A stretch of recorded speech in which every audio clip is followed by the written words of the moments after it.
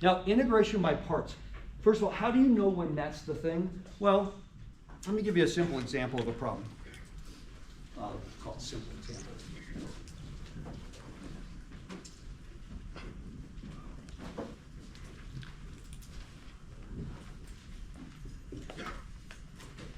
I have a product of two functions. Is this an integration by parts? What do you think? What do you think, Max? Why not? Because everything's in terms of x. Well, yeah, but it's always good. That's not the issue. I have a product of functions here. Because What's the argument? x is half of the chain. Well, what's the argument first of all? X squared. It's x squared. Do you see the derivative of the argument anywhere in the problem? Yeah. So is this an integration by parts? No. It's just it's a simple u sub. Oh, if my u is x squared, what's my du? X. Or no. 2x. Now, in Calc 1, we formally did everything. Can you tell me what the answer is without doing any more work right now? Seriously, can you tell me what the answer is?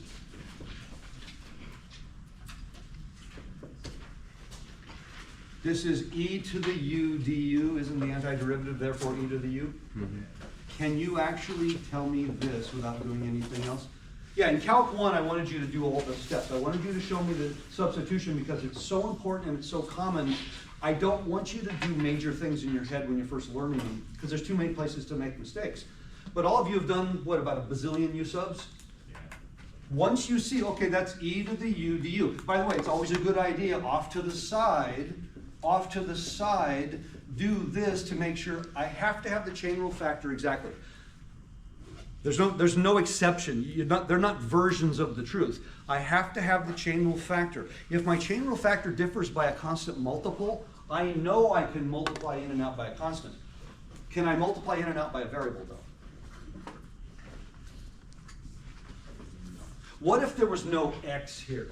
Can I put 2x on the inside and then 1 over 2x on the outside? Is that legal? No, not with variables, only scalars. Only scalars can do that, and we proved that in Calc 1, that the integral of a scalar times a function is a scalar times the integral. Well, that's beautiful, but that's Calc 1.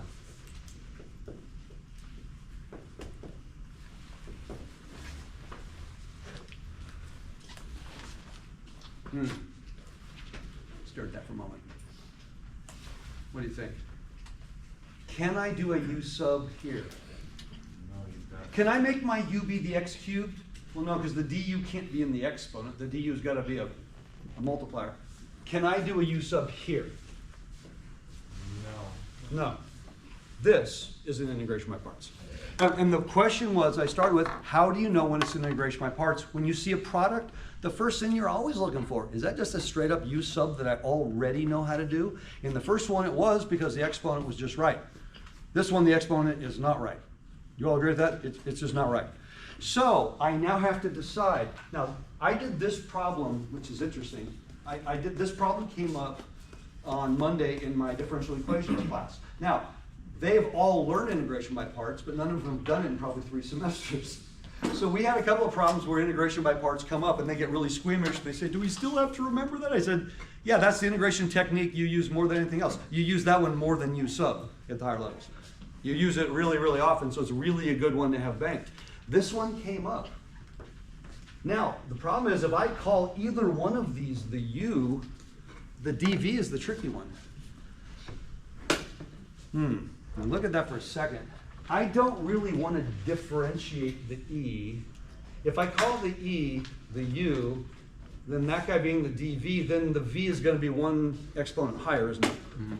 And the du is going to have more e's in it. That's kind of nasty. I would really rather that guy be the dv. So I'm going to show you a clever step that is legal, and in fact, it's the only way to do it. It is not unusual that when you guys keep going on in math and you guys are doing incredible things in a couple of semesters, and you're going to run into a problem, a really gnarly problem in some class. And people swing by my office all the time. Former students will say, hey, Mr. Brown, I ran into this problem. I don't know what to do. And I'll look at it and I'll say, did you try integration by parts? That's usually my first question. And they'll say, yeah, but I wasn't really sure how to break it up. I said, well, let's go that route first. Because it's the most likely route, even though it might not be the only route.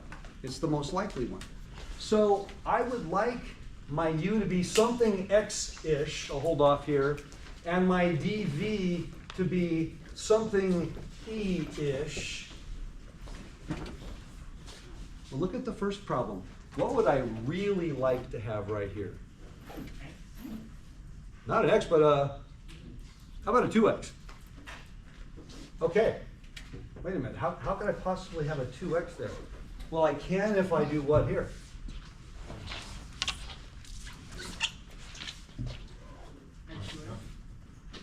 Well, can I do that? Sure. Didn't we do a problem last day with secant cubed? And wasn't the first step in the problem we broke it up as secant squared times secant? Didn't we do that? So that we could make one of them the dv and the other one the u. Do you remember doing that? That was a major step. We could not have done the problem if we didn't break it up. But if we break this up, this one won't be that bad all of a sudden. So I'm going to rewrite this problem like this, if it helps us. I'm going to rewrite it this way. This is now 1/2 x squared times 2x e to the x squared dx. I haven't changed anything, but I wrote it in a format that recognizing the u and v now is a lot easier. Now, is it possible that I could reach a dead end? Is it possible that I could completely crash and burn here? Yeah, in which case I would have to then switch my choice. I'd have to make u the exponential function. But I'd really rather it be the dv if I can. So, if this is the case, then what's my du? du then is gonna be Just x dx. And what's my v? Well, we just did it over there. What's my v? Isn't it just going to be e to the x squared? Because the derivative of this is this. I mean, we just did a version of it over there. Okay, now I'm not one step forward toward an answer because I still have the original problem. Bring this over here. But can I now say uv minus the integral of v du minus x e to the x. Wait a minute. Is that the problem we started the class with? Do we know the answer to that last integral? Yeah, it's right here. Do we know the answer to the last one? Yeah. Is that one just a simple u sub now? So let's pretend for a moment that we didn't start the class with this. If you're looking at this, are you intimidated by this? No, you're saying this is e to the u. All I need is a that. And now I can integrate this.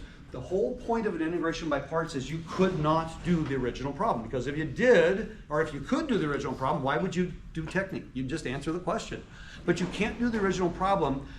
Remember, the whole point is you have an integral of the form u dv. You're going to try to do the integral that looks like v du. If you can do that one, then integration by parts is the way to go.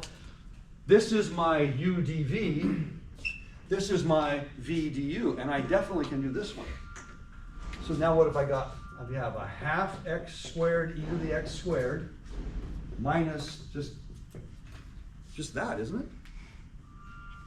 A half, sorry, minus a half of that, plus c. All of a sudden that doesn't seem so scary, does it? Now, I'm pretty sure this is the final answer, so we'll move on. Pretty sure. Well, I'd like to be certain, but I really don't want to differentiate that. That's a lot of work. But if I'm going to use this answer probably in a physics class, I have e to the x squared multiple times. What might be a useful thing? We looked at this last day. Factoring out. Maybe factoring out the exponential so I wouldn't have to evaluate it so many times. What about the 1/2? Maybe that too? So could I write this as 1/2 x squared minus 1 times e to the x squared? Stare at that for a moment. I factored out the 1/2, so now it's x squared minus 1 of these. If I'm going to differentiate, I'd rather differentiate this one. I'd rather do product rule only once. So let's differentiate this.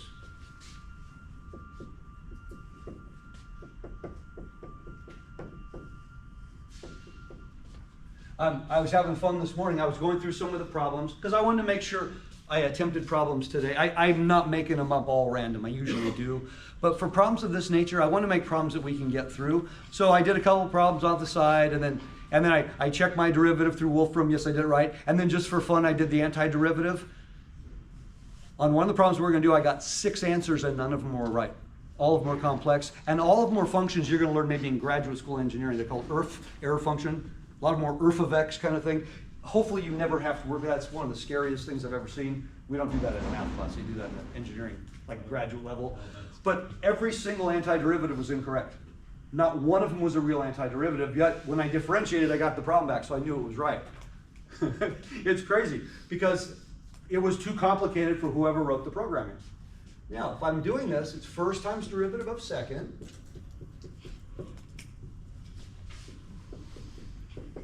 Agreed? Plus the second times the derivative of the first. Now, the derivative of the first will be a half times 2x. Well, what does this give us? If I distribute, those halves cancel, and now I have x squared e to the x squared minus e to the x squared plus e to the x squared. Oh my, oops, yes, good work. I'm sorry, I lost, oops, wait a minute, didn't we start with a, I lost something somewhere, sorry. What happened to my, oh, sorry. There it is, cubed, sorry. And then this would be the x, and this would be, there we go, I lost my x there. It is always wise to check. If you don't check, it's not the end of the world. What sort of errors do we typically make in a parts problem? Does anybody know? It's not calculus errors. Algebra errors? It's actually not even that. I'll show you the evil culprits right here. Friggin' negatives. It's the negative, because often your second term still might have more than one term. Remember when we did some of the problems twice last day? And it was negative the quantity? It's literally the distributing of the negative into the quantity is where a lot of the errors will take place. So I'll ask a question. Your calculus will be flawless, but your final answer won't be correct necessarily. For the final exam, this is one of the few classes I do this. I actually give a practice final, and we actually do the problems. And the first problem on the practice final, I believe, is an integration by parts type of problem. And everybody does it, and every single semester, and I have people go up to the board and put the problems themselves up, and we all sort of, 10 of you are up at one time writing down solutions, and we'll all go, yeah, I like that one. And the integration by parts problem, every single time there will be at least one error of a negative sign sort, where we lost a negative somewhere, we didn't distribute it properly, or we had a fractional coefficient that we didn't distribute. The calculus is great, but the final answer won't be correct because of some really small error. So that's why I'm a big fan of checking it through differentiation. If my derivative is the original integrand, it can't be an error. That's not possible. Okay, now, are there things that come up occasionally that you really just don't know the answer, but it would be useful? I don't memorize antiderivatives because there's an infinite number of variations to every question. I just want to know how to find it. So I'd like to find this one, because this doesn't come up a lot, but it does come up occasionally. I have the natural log function. I want to integrate it, maybe a definite integral from A to B.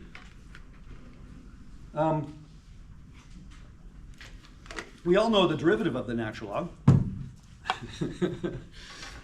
Is that good enough? Are there functions that you know the derivative of that you don't know the antiderivative of? Yeah, like all the inverse trigs, all the logs, yeah. I'd really like to do integration by parts on this one.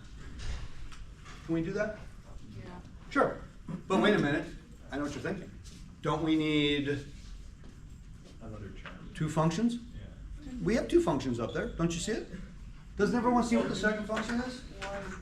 1 times. What's the second function? One. X over X? 1. Oh. It's right there.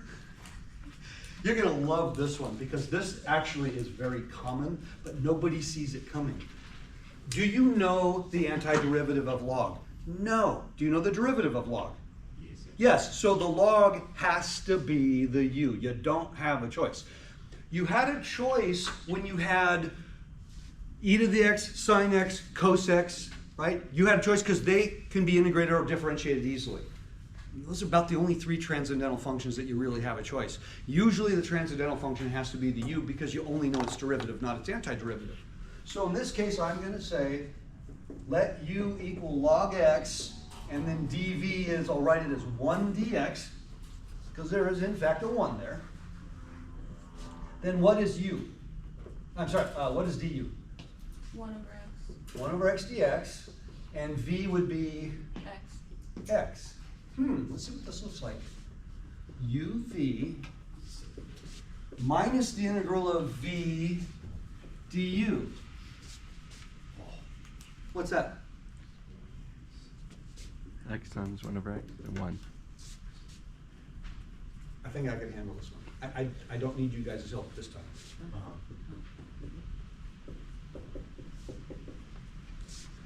Really? That's it? Oh, listen to that, beautiful. It's like a symphony of the rain coming down. Because we're inside, that's why it's okay. X log x minus x. Huh. Let's check this out through differentiation. And by the way, we just integrated the log function. So does that mean you should memorize this as an antiderivative formula? No. You should remember this as an antiderivative technique because it applies often. Okay? There's an infinite number of questions that could be asked for antiderivatives. You can't memorize them. You have your basic 20 you learned in Calc 1. Those are the ones you want to know. Then everything else is essentially technique. I want to differentiate this just to make sure. I don't need to factor it because there's only one product rule. So first times the derivative of the second plus the second times the derivative of the first minus the derivative of that. Well, let's see. That's 1 minus 1. Is it cold? When does blind newspapers out? Oh, okay, this may be a dumb question. How can there be wind in the hallway?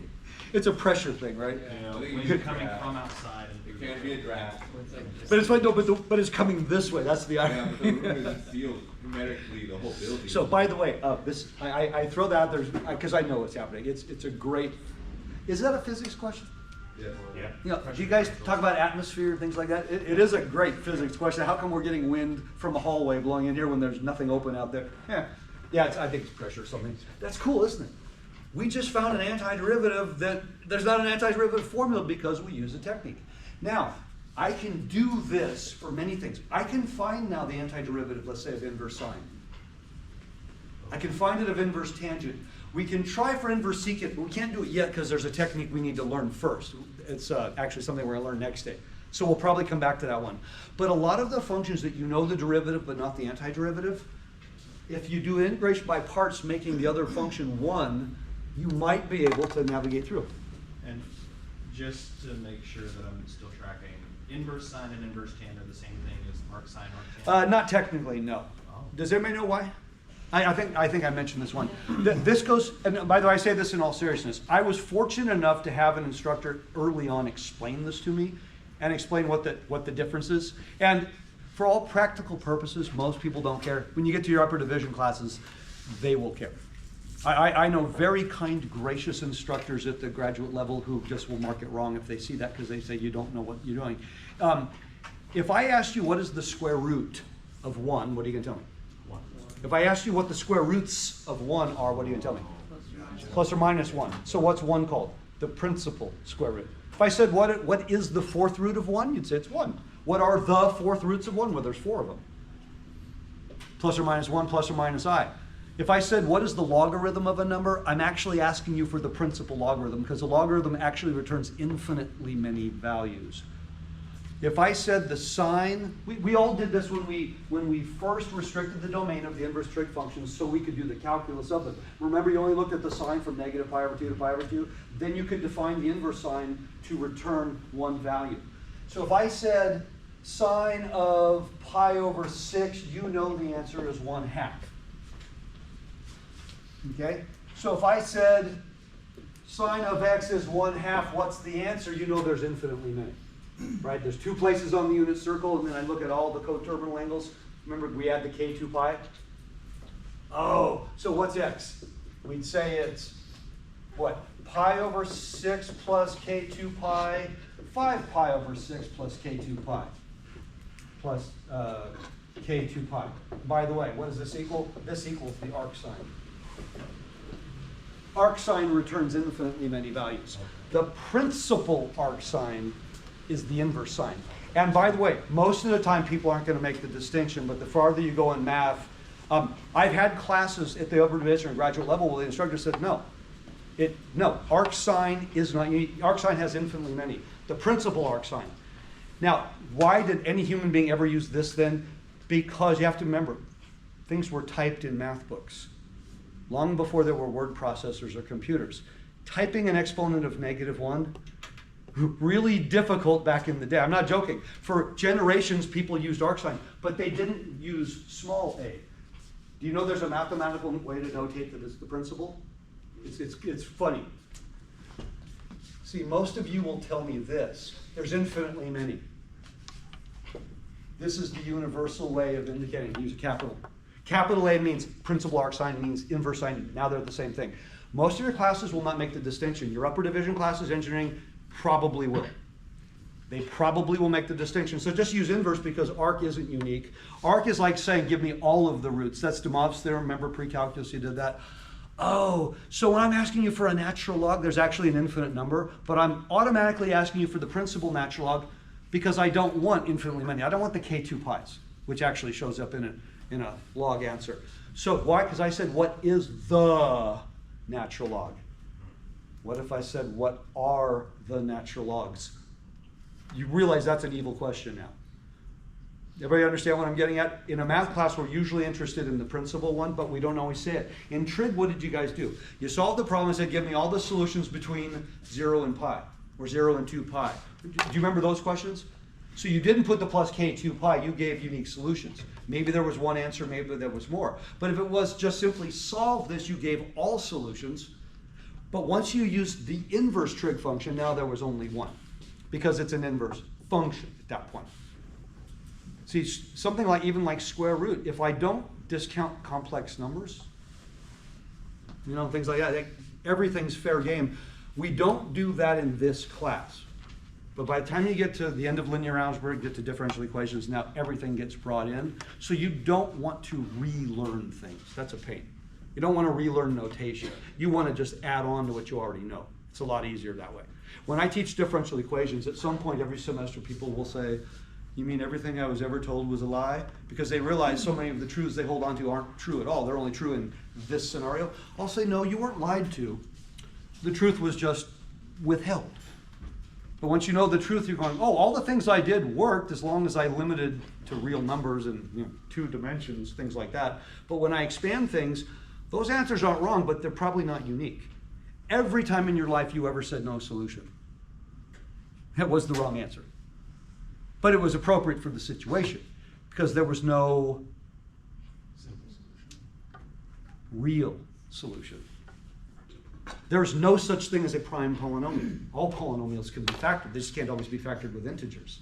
There's no such thing as a no solution to a polynomial equation. It just might not be a real solution. Things like that. So we don't worry about the complex stuff in this class. In a couple semesters, you will start throwing that back in. But what you do is you take all the tools you have and you expand upon them. You don't ditch them. And I'm really serious about that because I do teach the higher levels. And I don't like reteaching things and say, okay, remember all that stuff you learned? Scrap it. We're going to learn the correct way now. No, there are only a few tweakages. Things like dot product. When you learn that next semester, dot product gets tweaked when you throw in complex numbers. The original definition of dot product is actually not correct, but it's correct for real numbers. But then you see what's the tweakage if I have complex. Well, why would you ever deal with complex? Because all vectors are going to be complex at some point, and you want to make sure that everything you're doing still works. How do you find the magnitude of a vector, the length of a vector, when all your numbers are complex? That's a really cool thing. We do that in linear algebra at the end. Okay, so last day we looked at things that were absolutely obvious. They can't be anything else. I have polynomial times e. This is really simple. But now what if I start throwing in other functions where it's a little less obvious, or I don't have choices? One of them has to be the u because I don't know its antiderivative. That's the more common parts problem. Professor? So, yes. Where did the 1 over x go for the derivative? This one? No, for the previous one, the one that you just erased. Where did it go? Yeah, because you ended up with the integral of v du. Yeah. Right? The integral is the integral of v du, but It's what's v x times times 1 over du? x. So it just. Okay. It's just gonna be a 1. That's why this is so cool, because, oh my gosh, the integral that I ended up with can't get much more friendly than that one. Now I'm gonna throw one more, let's see. Well, actually, I think I have room for a couple more. A diabolical one. This one's beautiful. I like this one, because this one is gonna involve some algebra. The calculus won't be all that uncomfortable, but the algebra might. And so I'm gonna show you things. There is algebra out there that is extremely practical, extremely useful, that a lot of you may never have been exposed to. If you've been in my classes, you've seen me do certain algebraic techniques over and over again that aren't textbook things, but things that make life a lot easier. A lot of the algebra you learned growing up was not efficient. It wasn't wrong. It wasn't efficient. And I maintain, and people think I'm crazy, well, okay, they think I'm crazy anyway, but every algebraic problem you've ever looked at in your entire life can be done in 2 steps or 1. Most of them 1. Yet you're going, wait a minute, my algebra book, we fill up pages upon pages. Yeah, because you're going sideways, you're going backwards, you're doing stuff that is not necessary, but that's how I learned it. And then I will show you something, you're like, you're serious. You did it in 1 step, and that step was way easier than all the millions of steps that I threw in there, because we're doing things that are inefficient. Our goal is to get the answer. Our goal is to know that we're right, and our goal is to not spend time. If I want to explain to someone else, and it's not clear, or if it's ambiguous, or if it's confusing, then I'm not going to be able to. So what I teach everybody to do, and it starts in Calc 1, okay? So I say, Max, can you run next door and grab me that thing? So Max goes out the door, goes that way, goes down the stairs, goes down, goes outside the building, goes around the building, gets in his car, drives around San Diego for a couple minutes, comes back, comes up the other side of the building, and he does end up at next door. He did exactly what I wanted. But what I'm going to show you how to do is to walk out the door and go next door. A significant amount of the math that we do on a daily basis is completely unnecessary. Question, answer, I'm going to show you how to do this. What do a lot of us do? Unknowingly, we do a lot of this. You'll fill up a page and go, but you could have done that. Well, you know, it makes more sense to me if I take 10 steps. I want you to cross the street. No, just go straight across the street. But it makes more sense to me if I go around the block first. I've never quite understood that explanation, and that's usually what I get from people. It makes more sense to me if I add 9 unnecessary steps. No, you're just going to get a wrong answer because you added 9 opportunities to make an additional error. Now, I don't have a choice on this one for U and dV, because I don't know the antiderivative of the inverse tan, but I do know its derivative, therefore what must be my U.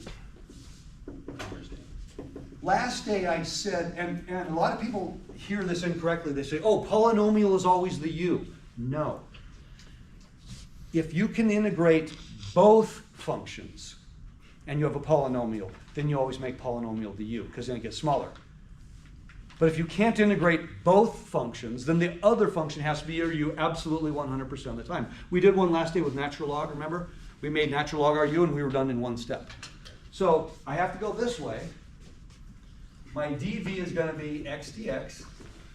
My du is therefore, now again, if you don't know it off the top of your head, you have the sheet of derivatives and integrals right in front of you, because yes, you should know this one. This is actually a very common one. I'll give you a hint. I'll do my part. 1 over 1 plus u squared. Or in this case, x squared, but yes. Inverse tan is actually really common, and what confuses people about inverse tan is look at the derivative. There's nothing trig-ish in my derivative, which is interesting. The derivative of all the inverse trig functions don't have any trig in them. And what's my v? 1/2 x squared. 1/2 x squared. All right. Well, here's what I do like about this one. uv minus the integral of v du. I'm going to put the half on the outside just so it's not in the way. Now, you do not know the antiderivative of this, but at least it's a rational function. What's a rational function again? First day of class we talked about it. It's one of those really important vocab things. A rational function is a quotient of, this one you really do need. We did talk about this on day 1. What's a rational function? Quotient of, starts with a p, ends with an polynomial, is good. Yeah, quotient of polynomials.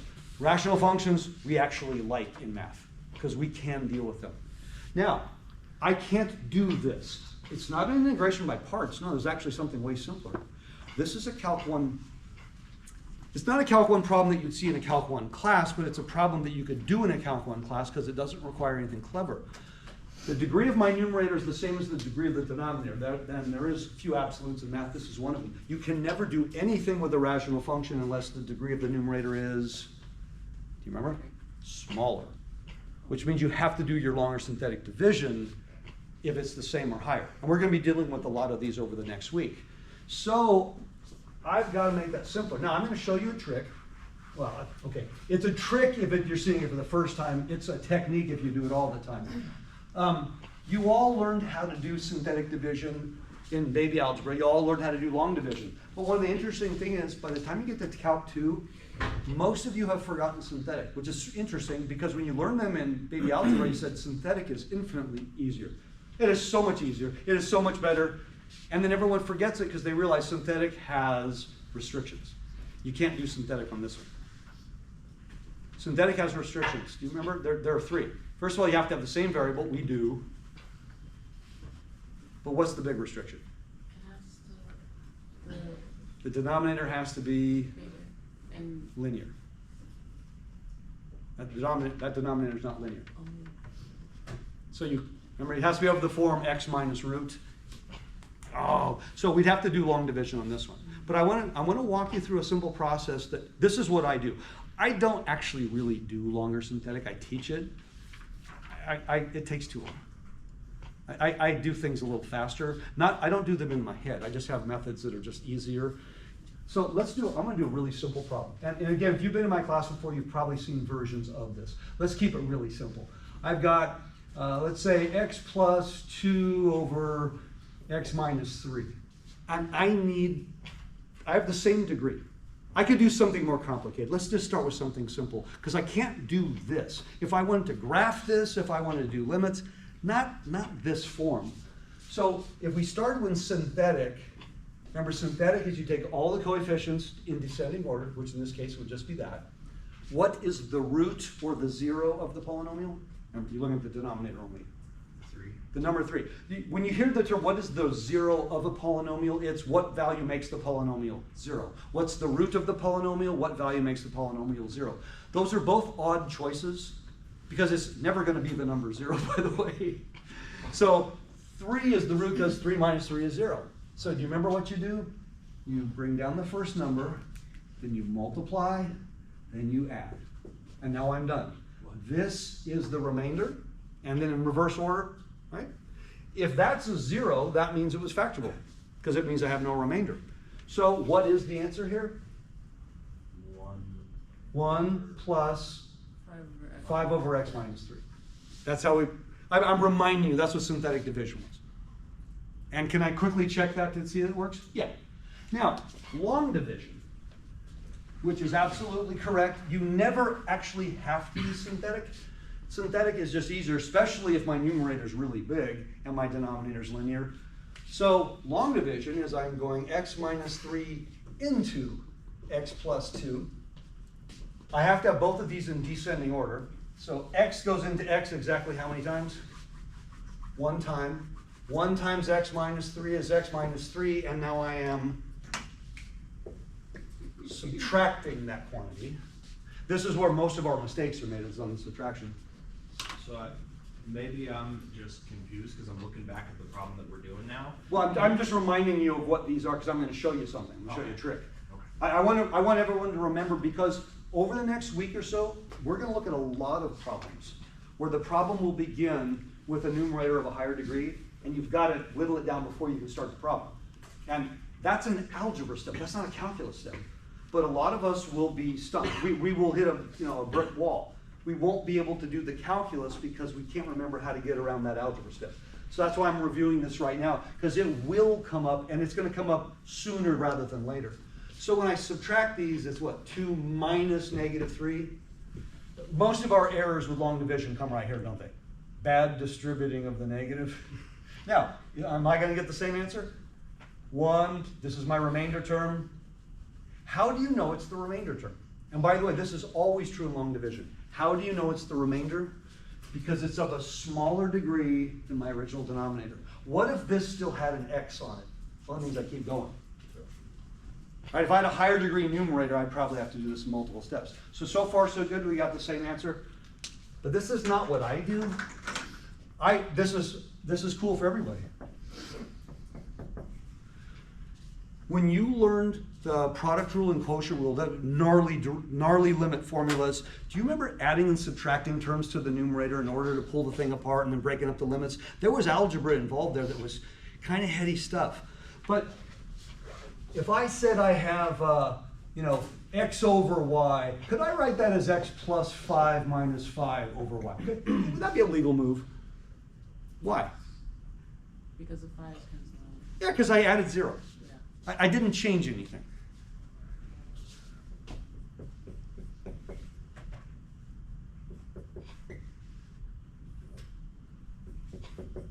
True or false? Is that true or false? True. True.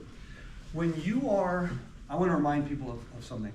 If the most common algebraic step we often do, even in calculus, is to add quotients by adding this? No. The other direction.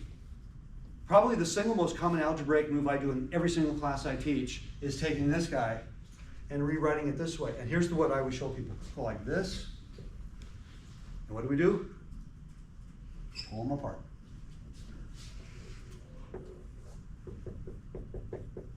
This is what I do on any long division or synthetic division problem. I just add and subtract the appropriate term to the numerator, I pull it apart, and I'm done. Now, if the degree of the numerator is significantly different than the degree of the denominator, that means that you're going to add and subtract a lot of terms. Probably easier to just do the longer synthetic. So why am I showing you that? Because most of us will stop right now because we don't know what to do, or we'll do long division and get it wrong. Why don't I just add and subtract 1 to the numerator? Is that a legal move? Yeah. Plus 1 minus 1? Well, what's x squared plus 1 over 1 plus x squared? It's just 1. Minus 1 over 1 plus x squared. By the way, by hook or by crook, I don't care how you get there, but you have to get here, don't you? Because this equals this. I can't integrate this, but I absolutely can integrate this. So when you have a situation where you have a degree of the numerator that's too big to work with, you've got to whittle it down. So long division, I can't use synthetic in this case because of the square in the denominator, but a lot of us, we don't like long division because I lose signs, I mess things up. So when I'm looking at this, I just added and subtracted 1 to the numerator, and then I pulled apart the quotient. I have x squared plus 1 over x squared plus 1, that's 1, minus 1 over x squared plus 1. Now, can I integrate that? Well, I think the 1 we're all good with. What's the antiderivative of the second term? Isn't it inverse tan? Because, I mean, you have it right. So isn't the second term's antiderivative just inverse tan? So let me bring that whole thing over here. We now have 1/2 x squared inverse tan x minus 1/2 of whatever we're about to get. And what are we about to get? X minus inverse tan. We know that's inverse tan because that's how we, right, when we differentiated, we got that, now we're integrating it. So the inverse tan does show up in my final answer. That seems reasonable because it's in the integrand. Now if I distribute here, I'm going to have a minus 1/2 x minus 1/2 inverse tan. Inverse tan's showing up a couple of times. Would this be a good one to factor out, you think? Certainly for the purposes of checking through derivative, I may want to factor it out. Do I have to factor it out? Or can I report this? That's really the first question. Can I report this as my final answer? Yes or no? Yeah. Wait, wouldn't the negative 1/2 Did I lose? make the negative tan on the blue, on the Positive. positive? Plus 1/2. Oh, Negative 1/2. good catch, Max. Good catch. Yes, you're right. Can I leave the answer in that form? Max, you're on top of it. By the way, just so you guys know, I've been leaving things behind every day. This is what happens when you get older. You know, I can tie strings around my fingers, but I'll forget what the strings are for anyway. I left the pin on the desk because people were talking to me after class. I left the pin. Well, there's another class that comes in here and I don't want to bother them. So I'm setting up next door. That's where my next class is. And I don't have the pin. So your brother and another guy, they jerry-rigged the camera. They got rubber bands, like a pin cap. It was incredible. I told my guy, what you guys working on my car later too? They jerry-rigged it so it stayed. And then when class was over, we went over and got the pin, which hopefully, please don't let me forget it today. But it was actually quite impressive. They used quite a few rubber bands because it just falls forward otherwise, right? There's nothing holding it together. It was actually pretty cool though. So your brother saved us. We would not have gotten through the lecture. I can walk away from that. There's nothing wrong with that. Factoring out a 1/2 only, don't bother, it's a waste of time. But might it be a good idea to factor out the inverse tan? If you want to check it through derivatives, does it actually matter whether you factor out the inverse tan or not? Because there's no product rule on this one. But I'm going to differentiate inverse tan twice though. So if I wanted to do that, I might write it like this: 1/2 inverse tan times x squared plus 1 minus 1/2 x. And there's a plus c at the end here. I don't need you to do that, but if you actually had, if you were doing this on a computer as a check, it's more likely the computer's going to have this version than it is this version, just so you know. And you see this, you go, oh, I must have done it wrong. No, they just factored it. It's not necessary. This is perfectly correct. Okay, you can walk away from that. You can wave that as you go by. But as we've already seen, if I have the same transcendental term showing up multiple times, factoring it out makes checking it easier, makes the derivative easier. It's not necessary to answer the question. Also, if I've got to do this on a calculator, I got to input a whole bunch of numbers. Inputting one number for inverse tan as opposed to multiple, again, might make it a little bit faster. Okay, so you never have to factor it, but know how to factor it. So we've just looked at a handful of problems that weren't anything like what we did last day because it wasn't obvious at first when I looked at them which way I should go. But when you have the transcendental function, right, that kind of dictates what you're going to have to do. So kind of cool stuff, all right? This is the first of the major integration techniques. There will be 3. The second one we're going to start next day, and then the third one we're going to start the day after. So the rest of what we're going to do today is technically a form of review. It's review of stuff that you had the ability to do in Calc 1. You never actually did it, but you have the ability. And that is basically complicated trig integrals. And what I mean by complicated, I mean more than just integrating the sine function. So let's start with a real simple one, okay? I have the sine cubed of x times the cosine of x dx. You did not do this problem in Calc 1, but you were quite capable of doing this in Calc 1. Is this just a basic u sub? Can this be a basic u sub? Yes. Well, the derivative of cosine involves sine. The derivative of sine involves cosine. Cosine's only showing up once, so maybe that should be the one that's the derivative. So what would my u be?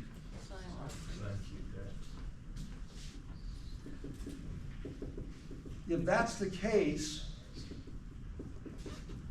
then that's true. Agreed? Yeah. So whether I change the variable or not, that's now a simple integral. You didn't do this problem last semester, though. You didn't do u subs generally with trig things to powers. You could have. You didn't, and the main reason you didn't is we push it to today because the next technique we use is all trig related. And so today is really treated as a review of the trig calculus in order to be able to now apply more complicated techniques next day.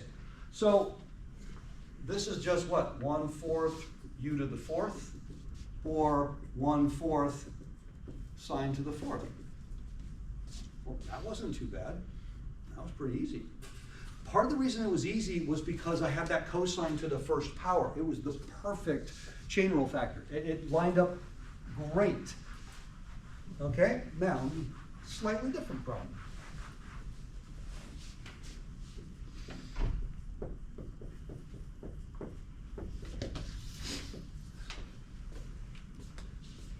Can I do the same substitution?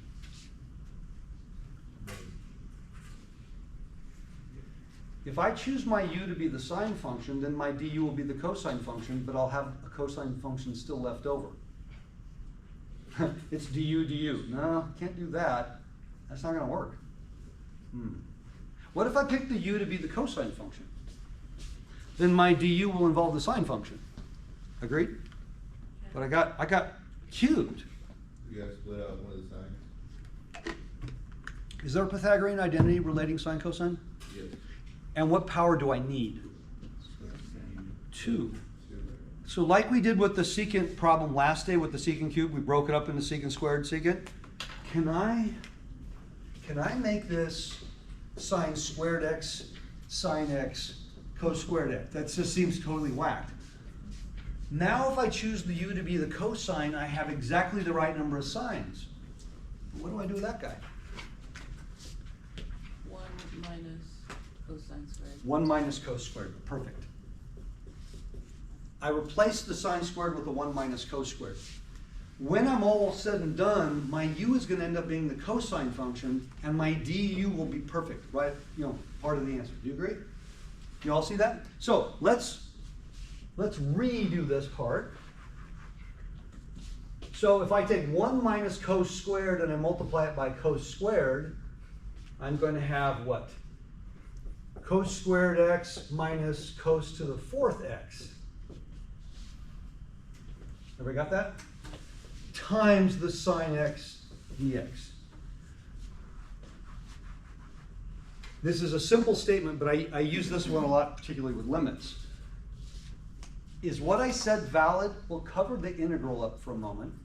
Think algebra. Cover the integral up completely. Is this quantity always equal to this quantity? Is this quantity always equal to this quantity? Is it always equal to this quantity? If you can say yes, then the integral is still yes. Because you're double checking the algebra to make sure that you didn't mess something up, an exponent. I need the parentheses, right? That does matter. Now, if I do the substitution that we just suggested,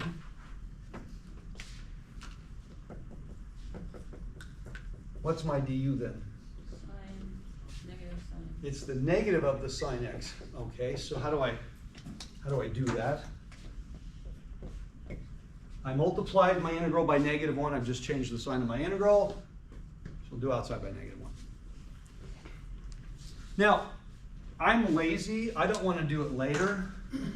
Can I just go ahead and make this cos to the 4th x minus cos squared x times negative sine x? Is that legal?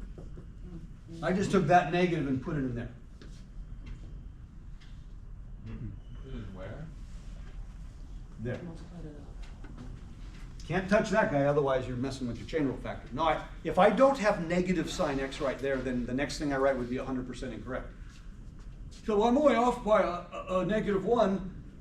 Last year you owed $1 million. Oh, it turns out you made $1 million. Sorry, the -1 kind of got in the way. Yeah, no, the -1's kind of important, right? The work was positive or the work was negative. It's kind of important.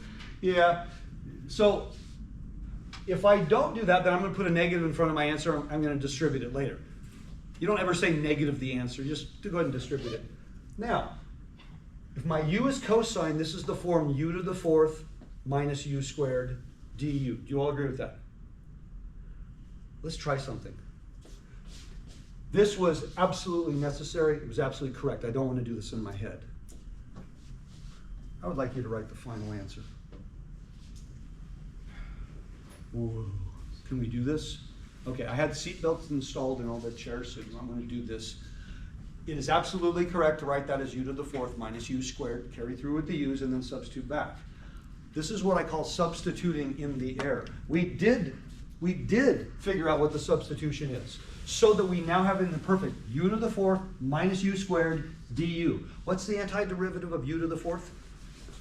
Isn't it 1/5 u to the 5th? Yeah. What's the antiderivative of u squared? 1/3. 1/3 u cubed. Wait a minute, can we really do that? Yeah. And over time, you want to do that. That's the answer. That's what you would have got if you physically changed the variable and went through all of the stuff.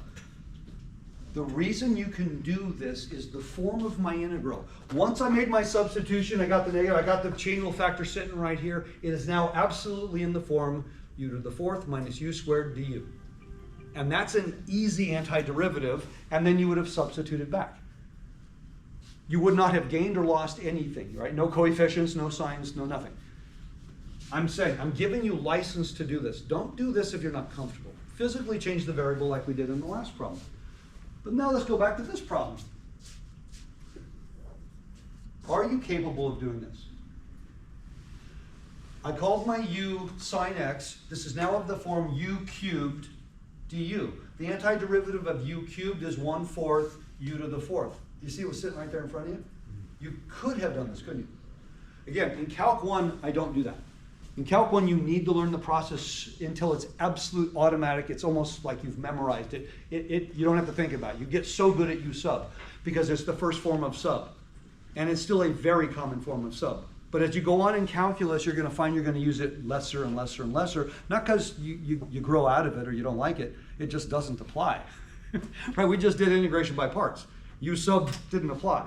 It's a technique now that we have to do. But if I see an obvious U sub sitting right in front of me, man, I'm taking it. I'm running with it. Okay, let's do another one. Now I'm going to remind you of some trig stuff. This is on the formula sheet. In my Calc 1 class, I start every Calc 1 class the same way. I start by reviewing all of the trigonometry you ever need to learn in your entire life in order to do calculus. Now, you had a trig class, you did trig and pre-calc, remember you did a lot of stuff. I review all the trig you will ever need in your entire life in order to do calculus. Do you know how long it takes me to do that review, generally? About 22 minutes. I start with unit circle, define all the trig functions, use the Pythagorean theorem to show you all of the Pythagorean identities. Then I don't prove the alpha beta identities because you did that in pre-calc. You know, cosine of alpha plus beta is, remember those? Cosine, sine. I say this is one, most people do remember it, and then I derive the double angle formulas. And then we move on. Why? Because that's all you ever need to do calculus with. And then we go through a whole bunch of different problems with identities to remind people. Because if you don't know, right, that the reciprocal of sine is cosecant, you can get in some trouble. You got to know these things. But how many sine waves are you going to graph the rest of your life, do you think? You're going to be an engineer until you're 100 years old. How many sine waves do you think you're going to draw? You want to just take a rough guess? None. No. You're never going to draw a trig function as long as you live. No. Way worse. How many know what an oscilloscope is? Use them in physics. An oscilloscope is a picture of an oscillation. A sine wave, right? Periodic function.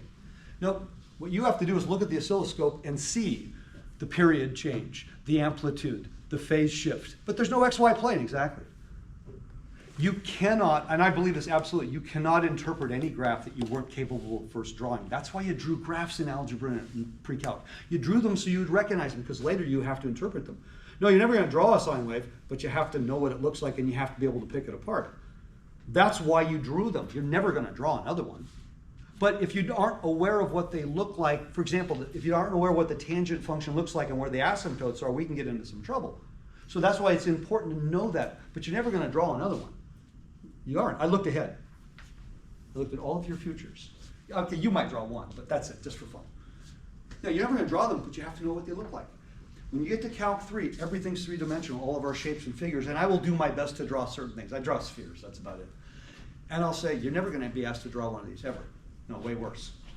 You have to know what it looks like in your head because it's three-dimensional. You have to be able to see it in order to answer the question. We draw things because it makes it easier to conceptualize.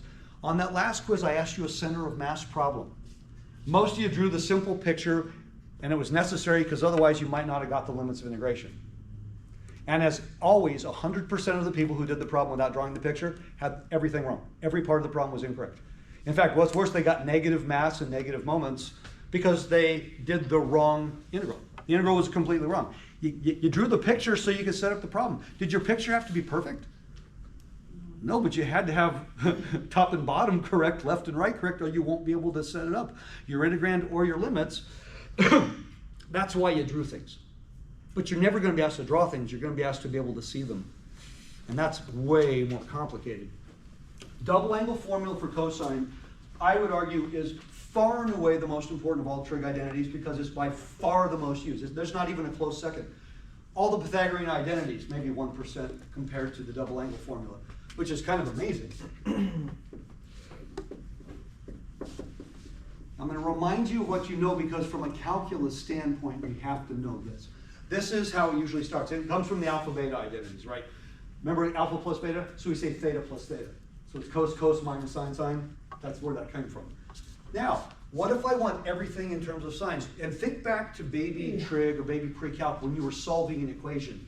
You couldn't solve an equation that had both sines and cosines in it at the same time. You needed it to all be sines or all be cosines so you could figure things out. So if I want this to be all cosines, I would replace sine squared with 1 minus cos squared.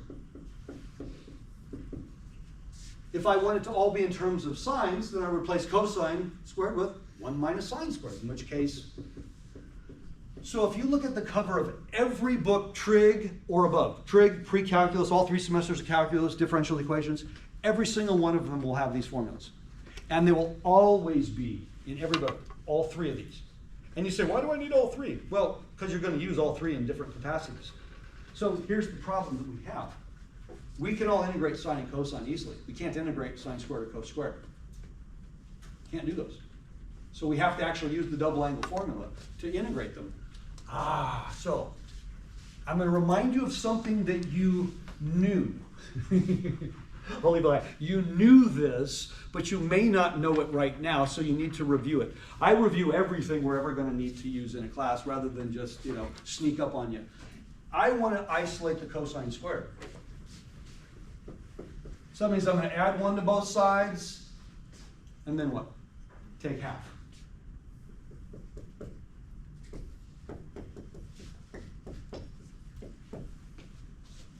I want to isolate the sine squared, so I'll move things around. I'll do the exact same algebra.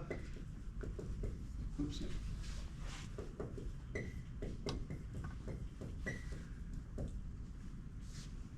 If I add the 2 quantities on the right side together, what will I get?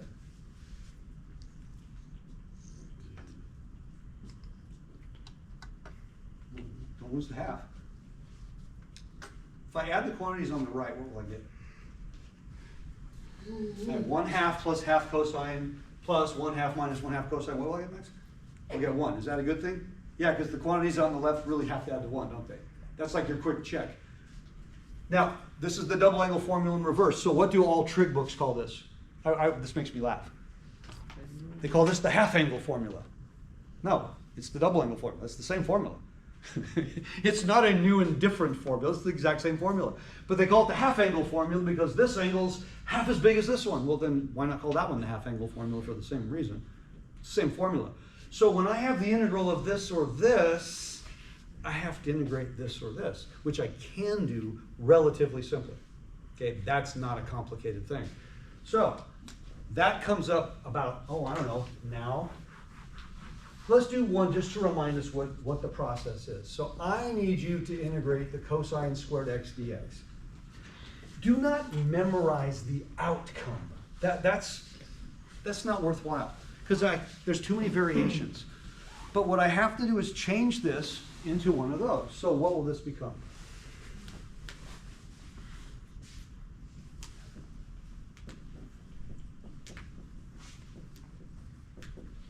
Can I do this one relatively simply? Relatively simply. Yeah. Yeah, this should be pretty straight up. I shouldn't have to do a whole lot here. So, I'll leave the 1/2 in front. I can put it in later. Let's see, the antiderivative of 1. I got that one.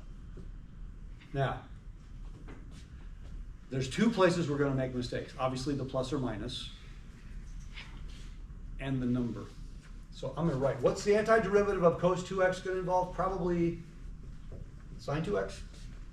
So far so good? Plus or minus.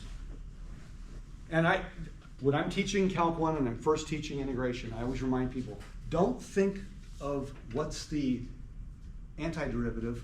Say, what do I have to differentiate to get back to this? So don't I have to differentiate a positive sign to get a positive cosine? That's how you avoid the SIGN error. Now, there's only 2 possible values that could go here. What are they? There's only 2. It's either going to be a 2 or it's going to be a half. Well, if I differentiate, it's going to be a 2. So if I integrate, it's going to be a half. And how do I know? Because if I differentiate 2 times, okay. I want to get this right. I don't want a lot of pain and suffering involved, but we make mistakes because sometimes we try to memorize outcomes rather than think through the problem. I'm lazier than you guys. So I spend less time because I say, okay, I know it's going to be a sign. Is it plus or minus? Well, if I differentiate positive sign, I get positive cos.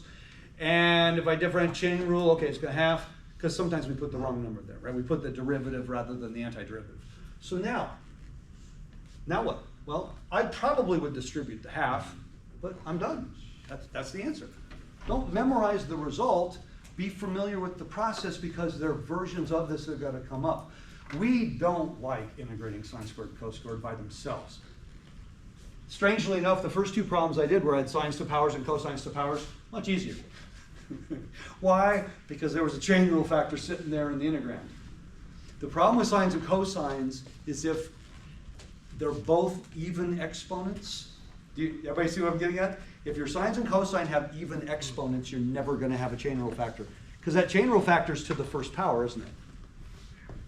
Oh, yeah. So I could have sine to any power, and I could have cosine to any power, but I really need one of them to be an odd power. So even with Pythagorean identities, I can get it down to one of them. Remember, we just did this with sine cubed, and we were able to get a sine to the first power. That's good. I really need one of them to be an odd power, because if they're both even, then I got to use double angles. So why don't we do the following problem? Oh, I don't know. Why don't we do cos squared x times sine squared x? Now, I can use Pythagorean identities all day long, and it ain't going to make a bit of difference. Let's make everything into cosines. Still going to be even powers. Let's make everything into sines. Still going to be even powers. So it'd be faster if I just simply multiply these 2 together, won't it? Everybody see that? I have to replace cos squared with this. I have to replace sine squared with this. And I got to multiply them out. Well, at least I'm going to get a difference of squares, aren't I? So let's do that. Let's be lazy. What's my integram going to be? 1 minus Cos squared. a plus b times a minus b is a squared minus b squared. So it's going to be 1 minus. Cos squared. 2 So far, so good? This is not trivial, but would you say this is better than what we had? Yeah. I now only have 1 squared term, but I still have a squared term. So what do I got to do? I got to do it again. But now my theta is what? 2x, so therefore on the other side it's going to be a 4x. Ah.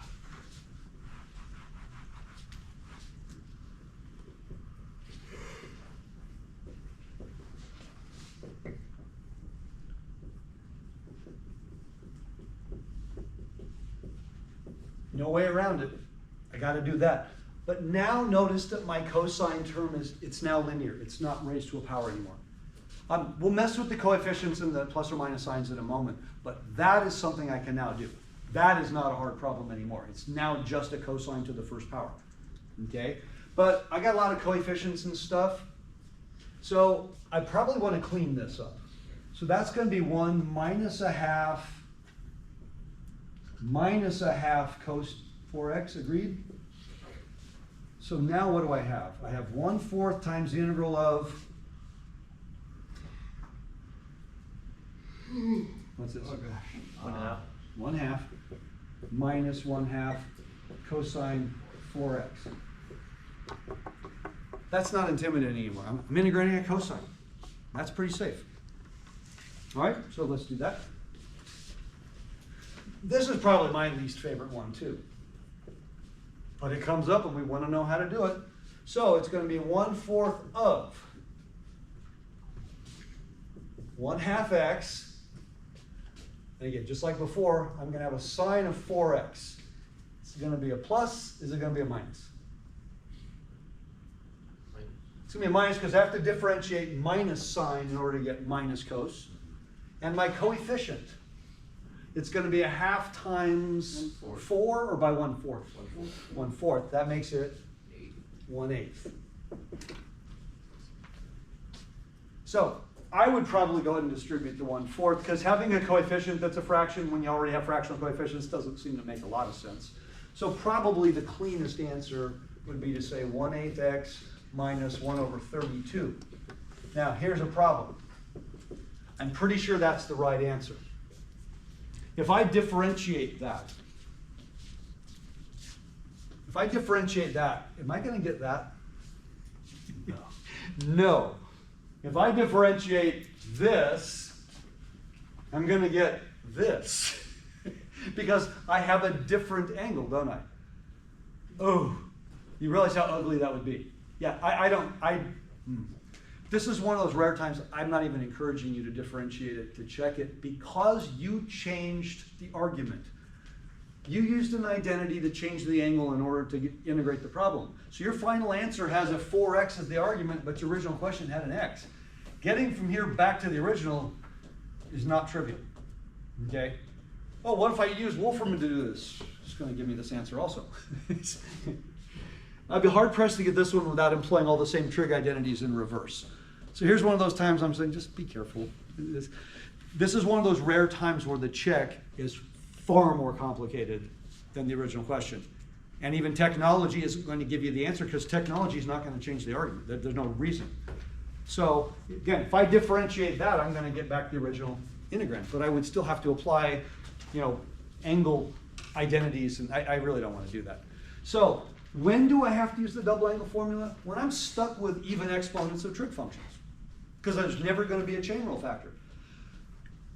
When does this problem become truly terrible? This is borderline terrible. How do I make this problem a little more terrible? Inverse trig? No, the same problem. How do I make it more terrible? What if I put a 4? Oh, Heck, what if I make them both 4s? why? What if one of them's a 6? What if one of them's an 8? That means you actually have to take these and raise them to powers. It's not possible. There is no mathematical process that will get you there other than that. If there were another way, I promise you, I will show you. But there isn't. So therefore, if you look in your calculus books, you're rarely going to see this type of problem with an exponent higher than 4. Just because the algebra, we multiplied those together. That just wasn't that taxing. What if I said cosine to the 4th or cosine to the 6th, and that's all I had? Now I'm raising that to a higher power, and that's where it gets really messy. And not only that, I'm going to have a bunch of terms with even exponents, so I have to keep applying this formula. It becomes too long at some point, okay? So I want you to know how to do this.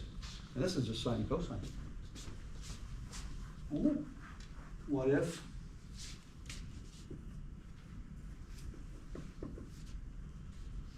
How about we do something like,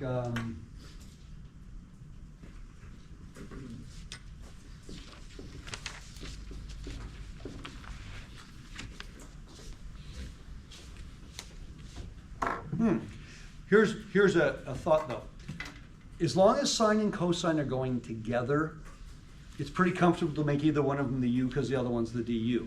So secant and tangent you're going to see basically always together. And what's the most evil pairing imaginable? Cosecant. Cosecant and cotangent. And I say that because you don't want cosecants and cotangents generally, but if they're the ones you're least likely to see show up, just because they're the nastiest ones. But they will show up as a pair also for the same reason, because there's a Pythagorean identity linking them, plus they're each other's derivatives. That's the other key. The derivative of secant involves secant and tangent. The derivative of tangent involves secant.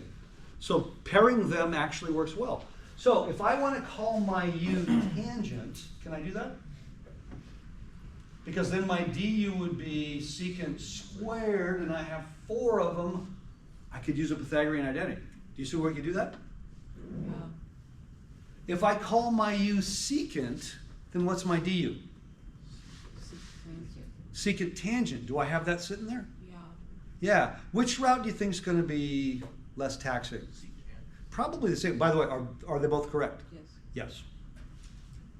But I think it's probably less taxing to use the secant, because then I don't even have to use a Pythagorean identity. If I do tangent, then I got to get rid of a secant squared and convert it over. Absolutely legal. We're going to do both. Because this is one of those problems. Remember the row your boat problem we talked about? This is row your boat on a raging river. It's the same problem on steroids. It's the problem where, depending on your point of view, you can do it absolutely correctly and your final answer will not even resemble the other version of the correct answer.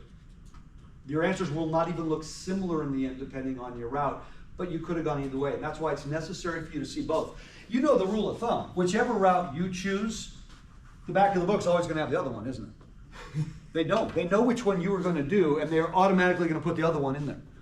And you always think you did it wrong. No, you just chose a route when there were options.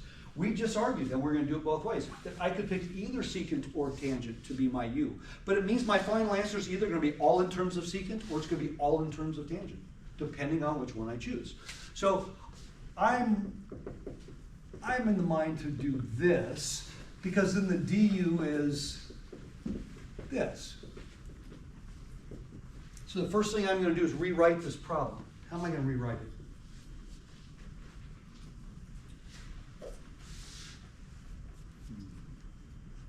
I can't do that yet. I don't have a secant tangent. Pull out a secant. Or separate. 3. 3. Everybody see that? Can I give the final answer right now without doing anything else? Mm-hmm. Yes, let's go ahead and finish it, because I know a lot of you, that hurts. You don't want to do that. But I'm telling you, you want to learn how to be lazy. Okay? You walk around with the big L on your chest. Lazy L, not the other one. But see, I maintain you cannot ever get truly good at mathematics unless you aren't inherently lazy. If you're not lazy, that means you never are efficient. You do everything the long way. You do things that are necessary. Lazy people are always looking for what? Shortcuts. See, you say, well, then, just don't do it. You have a job, and they say you can't leave until the job is done.